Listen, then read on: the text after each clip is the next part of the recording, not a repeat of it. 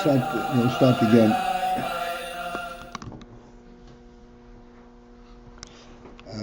From the second section on page Tzadik Zayin. Excuse me.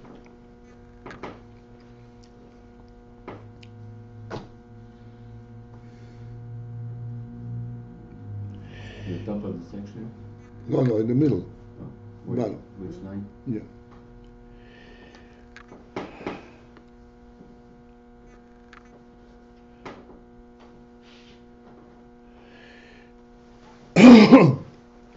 We explained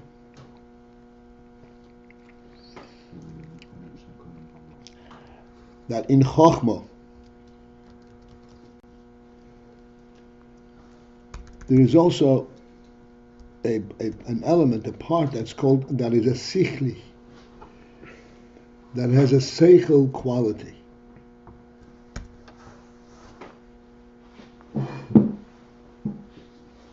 This is, so to speak, a novel point, that even though chochmah is not a procedural knowledge, rather this is knowing the very truth directly, like the Yeshua Amiti,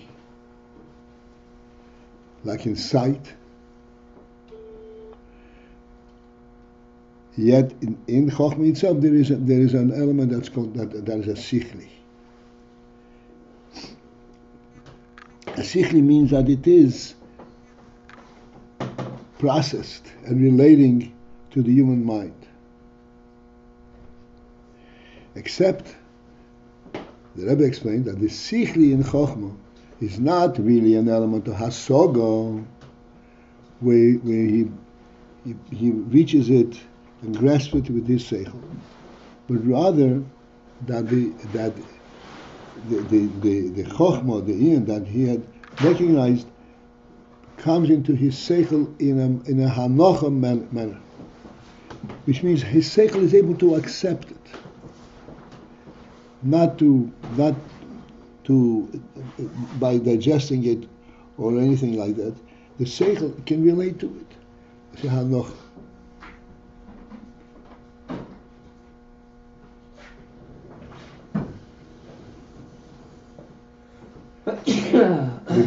because the I'm sorry? It was said before that it's processed, it should be able to come in the sight and the mind. But Hanukkah means it doesn't come to a process. Say again, I couldn't hear. This one? Mine? Yeah.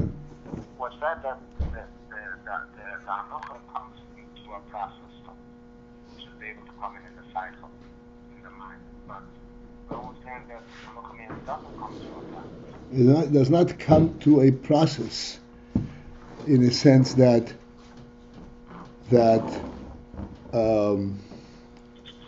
there's a question and answer system.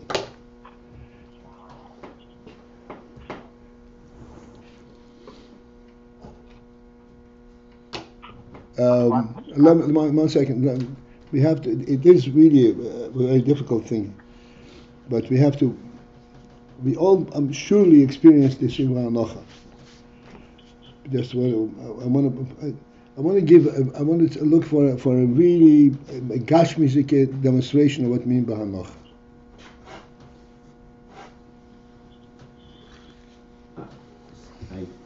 I so far in my mind translate it as common sense. Is that the right approach? Common sense? I don't think so, because common sense comes from experience. Okay. This is not experience. This is something that's coming from a higher source. I just now thought of it, and I think it's a correct demonstration of the Indian, a much lower level, but nevertheless, it gives us a sense of what we mean. When you grasp something with your hand,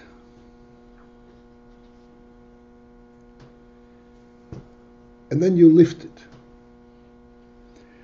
There are several things that you experience at this time.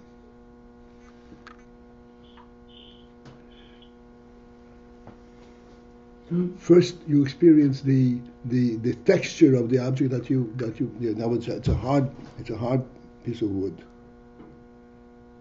When you lift it, you actually feel the weight of it.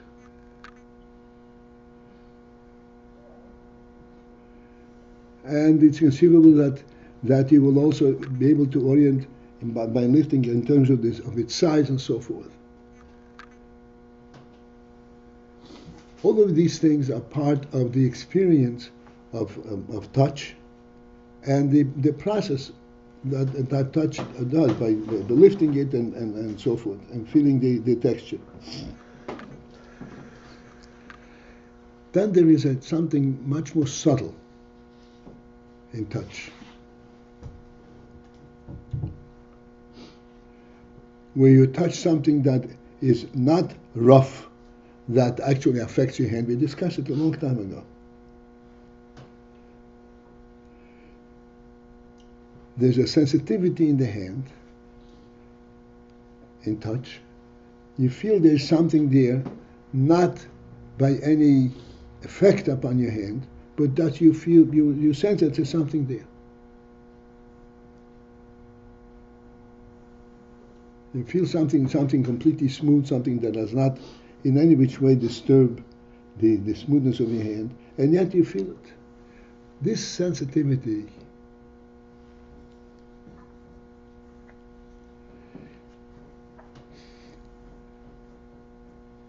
is a much finer element in touch than that which you feel by the experience of touch. This is touch itself. This is the sensitivity to touch.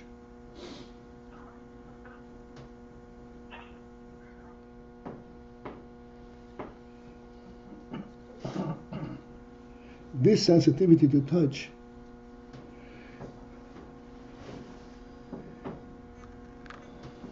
is very fine, very subtle, but at the same time, there is something external touching your hand. There's so definitely an awareness of it.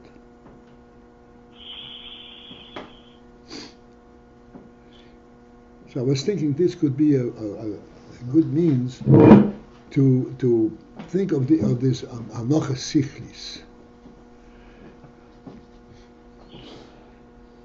The anocha sichlis really is the result of the presence of chochmah.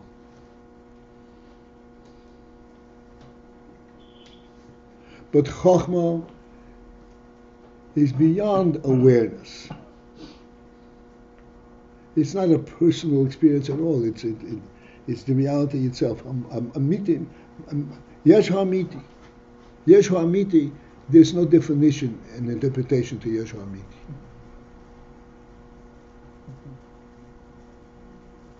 It's not a seichel experience.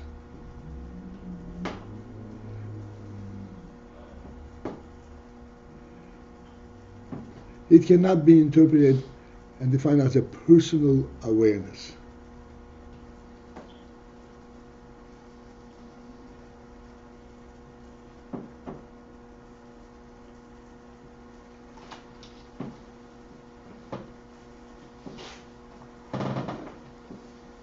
I don't think it's necessary to go further in this because we discuss it in many different ways. But then, in the chochmah,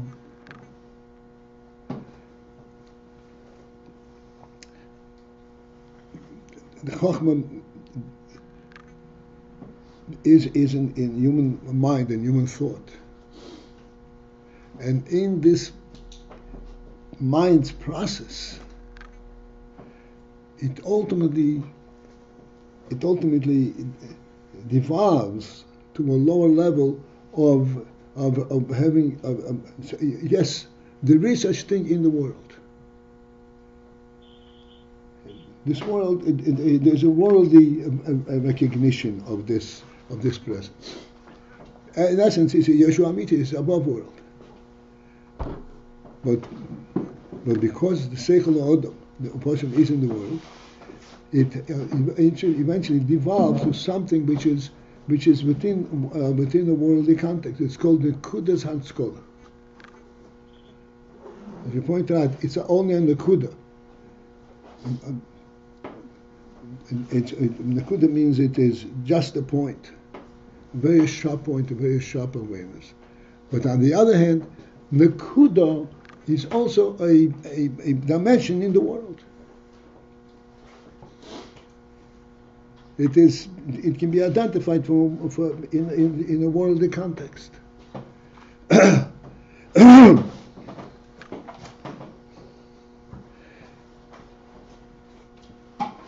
In this Nakudas Haskola, because it can be identifiable in a worldly context, there is an element in it that is in the realm of seichel rather than given to it from above.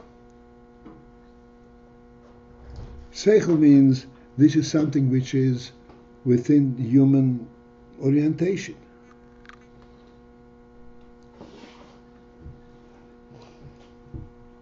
But this sichli, the Rebbe explains, is not really understood by the human mind, by the seichel, by the brain. It comes, but there's a full awareness of it within the worldly context. It comes in the form of hanocha sichlis.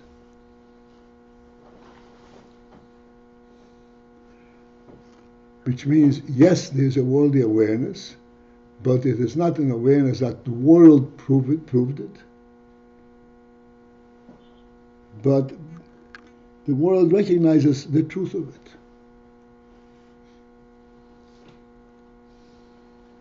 This is called hanocha sichlis, a seicheldike hanocha.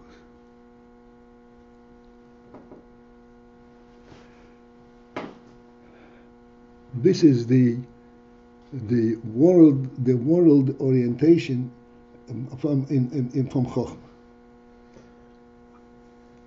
How chochmah presents itself on a worldly level.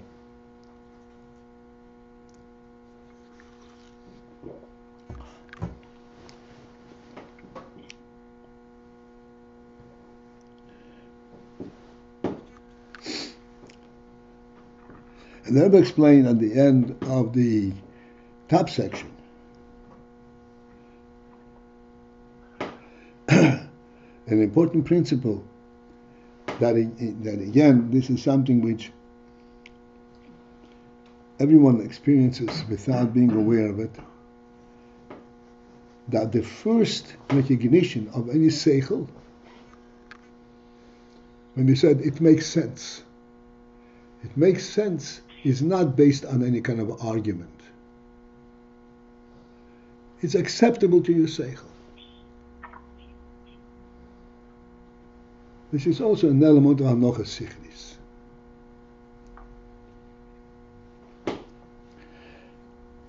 Every seichel in its inception is at the level of hanocha sichlis. Afterwards, we explain it and we put it in context and so forth. But initially, it's hanocha sichlis. This is the way it should be, so to speak.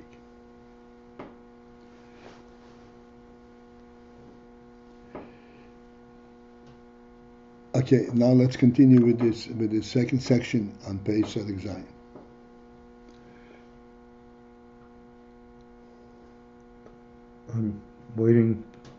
I'm listening and waiting for it to settle in?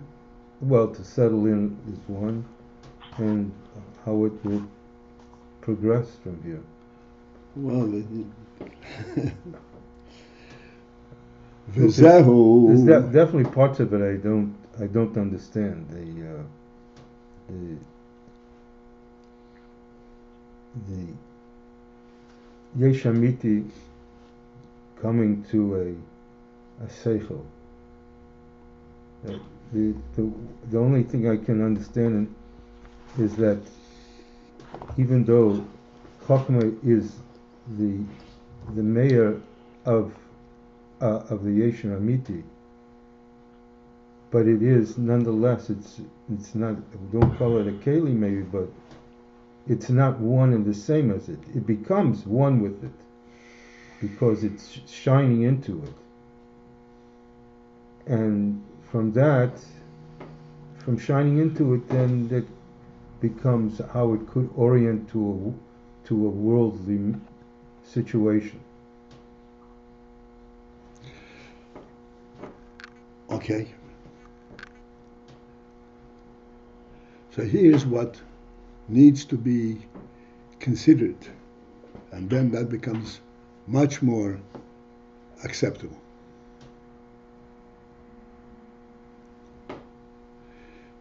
What you've described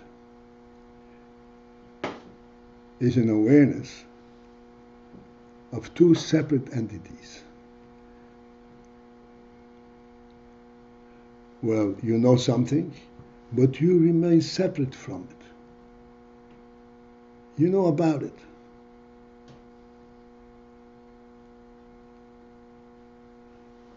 The principle of chochmah, knowing in Yeshua Amiti, is not knowing about the Yeshua Amiti, but identifying itself with the Yeshua Amiti. This is all it is.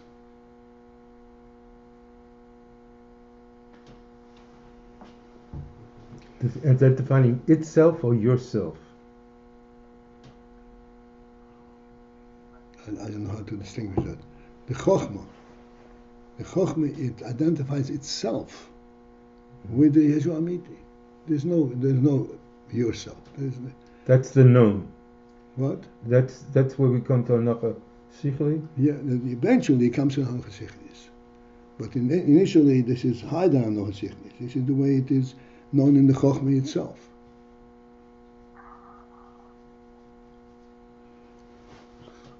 The known at the level of Riyah or known at the level of Anocha Sichli?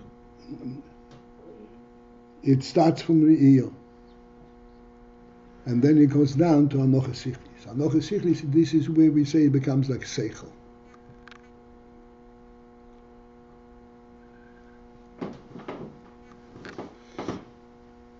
But initially, chochmah is like Riyah. But we say that then there is the Sichli element in chochmah. But the Rebbe explained that Sichli element of chochmah is not Hasoga, rather it is Anocha Sichlis. You have to understand the difference and how Anocha Sichlis qualified as being a Sichli.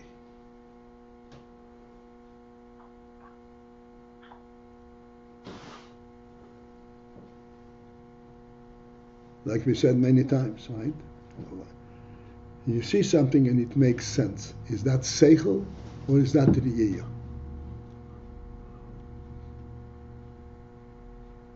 That's Seichel. That's Seichel. Even though it doesn't go through a process. You just found place in your mind.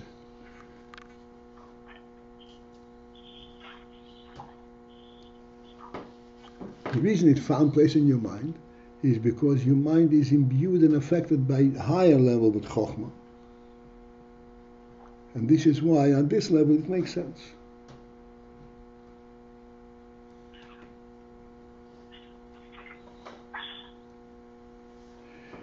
If you did not have the higher level of chochmah, if your orientation were exclusively on worldly orientation, there would be no such thing that makes sense.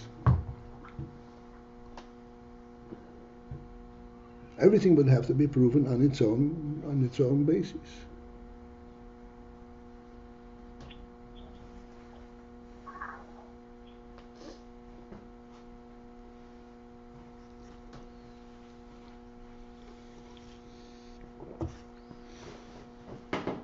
But making sense sounds like a pretty worldly attribute. We're using it differently. No, it is a worldly attribute. It's the lowest level of chochmah, but it's based on chochmah. It's not based. Making sense. Making sense, and it makes sense to your mind. What do you mean making sense? Can you prove it or you can't prove it? In a pure worldly level, if you don't have seichel and don't have chochmah, there's no such thing as making sense. I've proven it, and I've proven it. Making sense is a human experience. It's a human attestation. Who are you to attest what exists and what doesn't exist? The answer is because you see things from a higher perspective, from a chochmah perspective.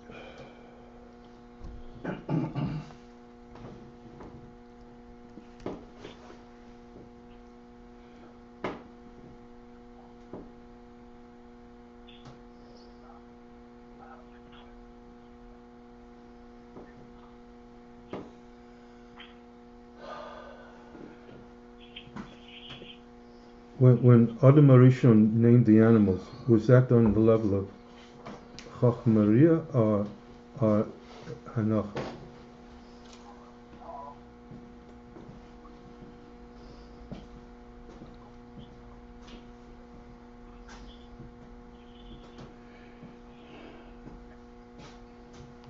How is that going to help you? Because I'm trying to. I want to touch it. And when you're an audition, when you end, did you get a touch of it? I understand. I had something to relate to. That's I'm trying to get closer to it somehow with a reference of something that I know about. What do you know about it? About Adam Rishon, only what we've discussed in class. So you don't know anything about it. I mean, we discussed it in class many times, many things.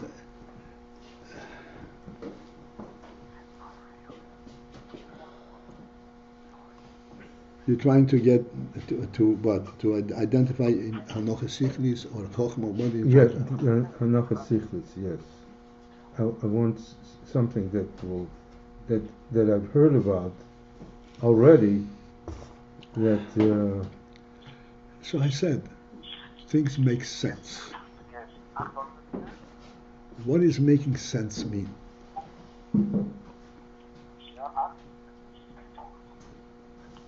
Can you see that making sense is distinct from I've proven it?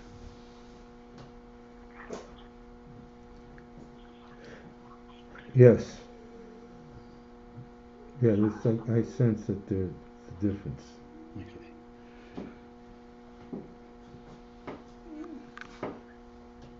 So this making sense, is this part of seichel or is this higher than seichel? This is part of seichel. Part of seichel. And yet it's distinct from proving it.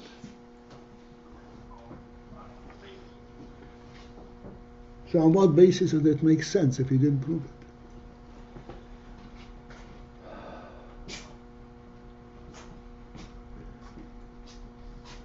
Okay, it says something about the human being that is, it's unique. I'm asking how come the human being knows it. I'm asking about the phenomenon. You call it seichel. What kind of seichel is it if you didn't prove it? Well, with that comment, I was trying to get into it.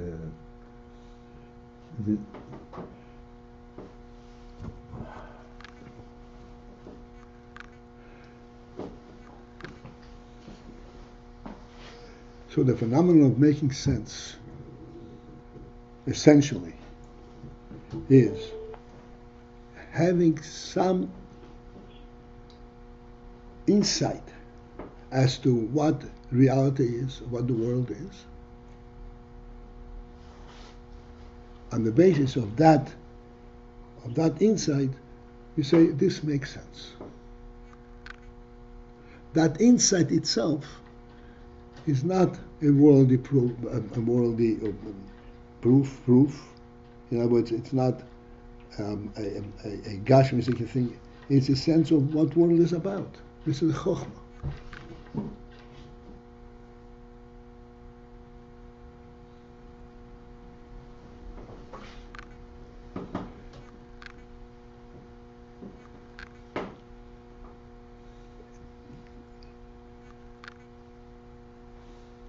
these things to the fullest are known really to very supreme people, tzaddikim and so forth. But we can just project it and understand that this is, we also occasionally have that insight.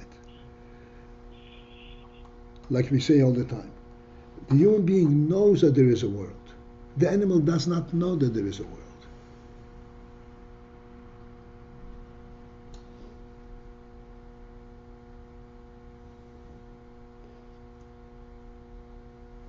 This knowledge is a distinct seichel knowledge, it's a chochmah knowledge.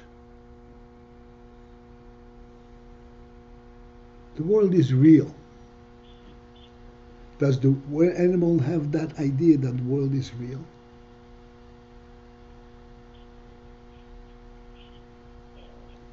Reality? No.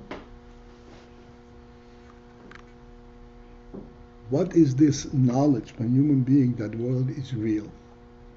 That's the koyach chochmah. Koyach chochmah knows that there is an absolute reality, the yesh hu amiti, and the world is has been created by this yesh amiti.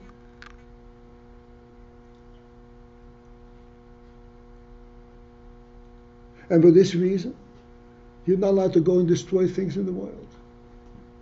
It's a creation.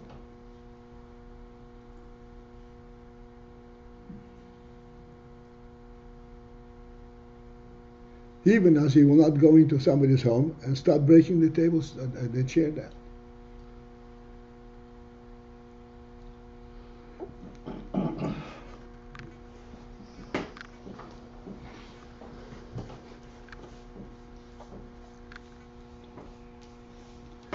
From this orientation, this chochmah orientation that the world is real, there's a derivative called hanocha sichlis.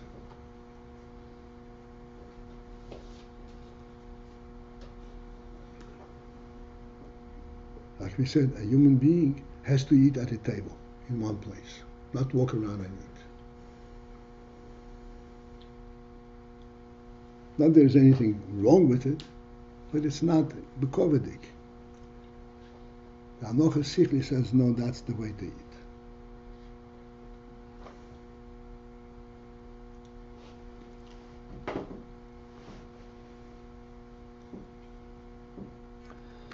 See, the hanocha sichlis is the seichel element coming from chochmah. So seichel normally we attribute to hasoga, to comprehension. This is not an element of comprehension. This is the way it is. But it's the way it is on the lower worldly level, not on the truth level, on reality level.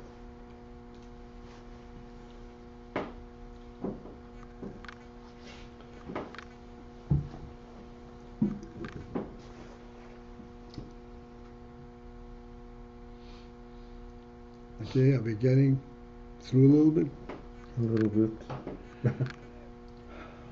This is how chochmah, the truth of chochmah, is reflected on the lower level of seichel.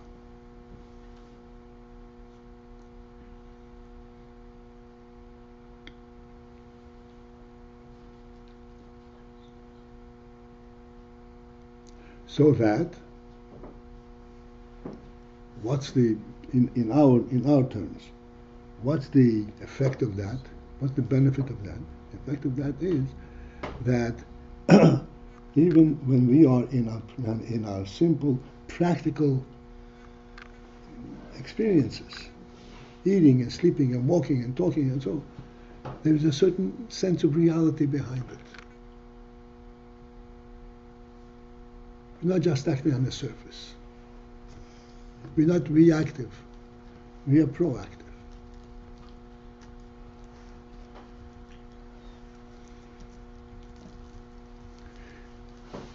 I said way back when, if you walk into this room and there's a table in the middle, you're not going to walk into the table. not because the table doesn't let you go through, but because your seichel tells you this is not meant to walk through it. The walk through is the area around the table. That's proactive. This is the right way to do it. Rather, this will not let me go and I'll have to retract.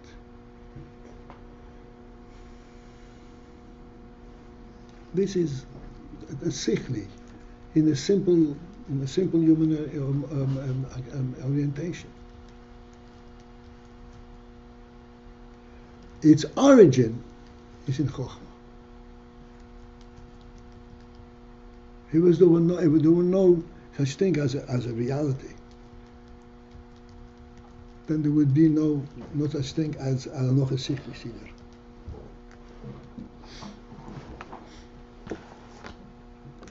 There may be a practical argument. It's easier to go around the table than go through the table. That's not what we mean by hanocha sichlis. If you walk around the table because you think it's easier, you're missing a certain point. You say, no, this is the right way to do it.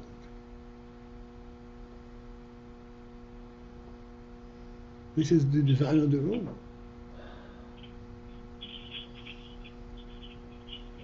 That is a derivative of a sense of the truth, of reality. Chochmah. Could this halacha be defined as an halacha which is a mathematical? I'm sorry, I didn't hear. Say again. The halacha that you're describing now, could it be defined as something that's considered mathematical? And I couldn't hear. Is there anything in it that's a matam in seichel? Is that what you're asking? I'm saying that when you speak about simple halacha, it's already, so to speak, ingrained in faith. Go on. So that that's not exactly the halacha, that's what you're trying to say. But if you could describe it as something that would be a halacha of mathematics. Could you ask his Yeah, question? What is his question? Hanocha sichlis is matam in seichel. Well, I know exactly what I don't know exactly what you're pointing to. I said just now, if you go into a room and the room has furnishings, and your first tendency is, I have to go from here to here, and the straight line from here to here is that way, it's through the furnishings, I'm going to push the furnishings around. Then you say, no, that's not the right way to do it. Because it's too difficult to start pushing furnishings around. I'm going to find a way that I'll avoid pushing the furnishings around. This is not seichel.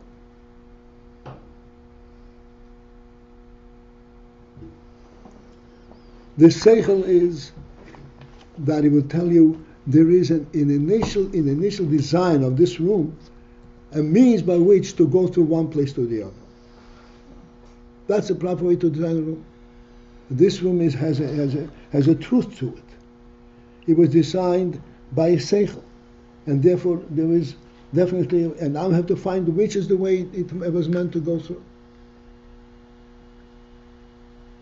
That is related to chochmah, related to hanocha sichlis. If you say that I cannot go, and I'm not going to go to the table because he won't let me, that's a matam in seichel. Is that what you're referring to?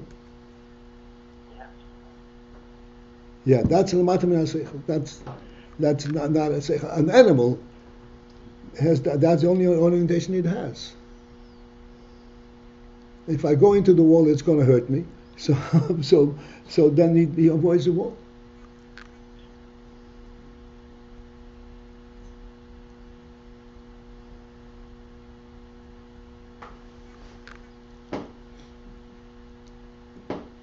Rabbi, why are you wasting your time here? Why aren't you the head of the philosophy department at YU or Bar-Ilan University? You could be making so much money teaching this. Here I have the shamas.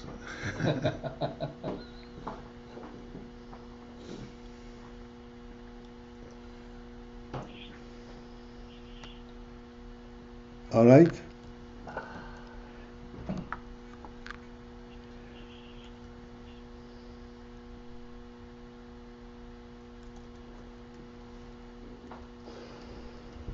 So essentially we are, geographically we're in the same place where we started, but hopefully in the sense element, making sense element, we're elsewhere. All right.